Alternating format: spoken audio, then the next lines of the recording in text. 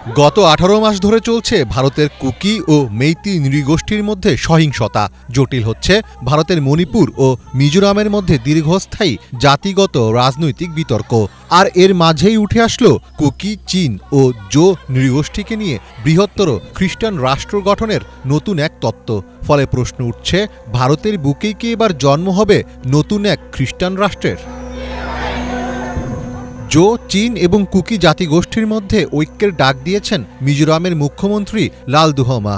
গত 4 সেপ্টেম্বর যুক্তরাষ্ট্রের ইন্ডিয়ানাপলিস শহরে প্রবাসী ভারতীয়দের এক অনুষ্ঠানে লালদুহমা চীন, কুকি ও জো জনগোষ্ঠীকে নিয়ে বলেন, বিশ্বাসের দিক দিয়ে তারা ঘনিষ্ঠ এবং একই সম্প্রদায়ভুক্ত, কিন্তু আন্তর্জাতিক সীমানার কারণে তারা বিভক্ত। তিনি বলেন, আমি চাই আমাদের আত্মবিশ্বাস গড়ে উঠুক যে একদিন আমরা এক নেতৃত্বের অধীনে আমাদের জাতীয় সত্তা গঠনের লক্ষ্যে উঠে দাঁড়াব। Whether we are willing to be under a single administrative unit within India. তিনি জোর দিয়েছেন, রাজনৈতিক সীমানার মাধ্যমে বিভক্ত হলেও চীন, কুকি ও জো জাতিগোষ্ঠীরা ঐতিহাসিকভাবে এক হওয়ার দাবি অনেক পুরনো। ফলে তার বিরুদ্ধে আলাদা কুকি জো জাতিগোষ্ঠীর ধারণাকে সমর্থন দেওয়ার অভিযোগ তুলছেন অনেকেই। এই বক্তব্য দেওয়ার 2 দিন আগে মেরিল্যান্ডে মিজো ডে উপলক্ষে এক অনুষ্ঠানে লালদুহমা আরও বিশদ বক্তব্য দেন। ভারত, মিয়ানমার ও বাংলাদেশে ছড়িয়ে থাকা এই জাতিগুলো ভারতের মধ্যেই একত্র হতে পারে কিনা সেটিও ভেবে দেখেছেন বলে জানান তিনি। এছাড়া সম্প্রতি ভারতীয় সংবাদ মাধ্যমে হিন্দুস্তান টাইমসকে দেয়া এক সাক্ষাৎকারেও বহুল আলোচিত গ্রেটার মিজোরাম ধারণাকে সামনে আনেন লালদুহমা।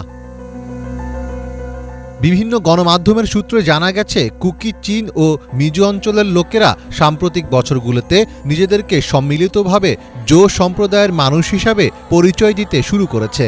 এই 3 জাতির লোকেরা মায়ানমারের চীন রাজ্য, ভারতের মিজোরাম রাজ্য, মণিপুরের কুকি অধ্যুষিত এলাকা এবং বাংলাদেশের বান্দরবান জেলার বিভিন্ন স্থানে বসবাস করছে।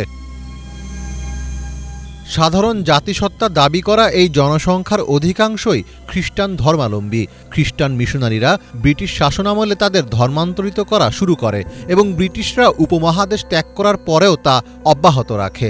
জানা যায়, এই জনগোষ্ঠীর একটি অংশ নিজেদের বিলুপ্ত হয়ে যাওয়া এক ইহুদি গোত্রের বংশধর মনে করে। গুঞ্জন রয়েছে, অনেকদিন ধরেই এখানে সক্রিয়ভাবে কাজ করে যাচ্ছে ইসরায়েলের গোয়েন্দা সংস্থা মোসাদ। ফলে প্রাকৃতিক সম্পদে পরিপূর্ণ এই অঞ্চলে বৃহত্তর খ্রিস্টান রাষ্ট্র গঠনের পেছনে যুক্তরাষ্ট্র ও ইসরায়েলের স্বার্থ জড়িয়ে আছে বলেও মনে করছেন অনেকে। ধারণা করা হচ্ছে, দীর্ঘমেয়াদী এই প্রকল্প নিয়ে কাজ করছে মিজোরাম ভিত্তিক সংগঠন জো রিইউনিফিকেশন অর্গানাইজেশন বা ZRO।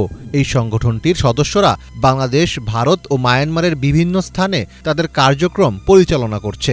গত 5 আগস্ট হাসিনা সরকারের পতনের দিন মিজোরামে মিটিংয়ে বসে সংগঠনটির শীর্ষ নেতারা। বিশ্লেষকদের মতে, চলমান এই ইস্যু প্রতিবেশী 3 রাষ্ট্রের মধ্যে তৈরি করতে পারে নতুন এক সংকট। মীর ফজলে রাব্বি, বাংলা ভিশন।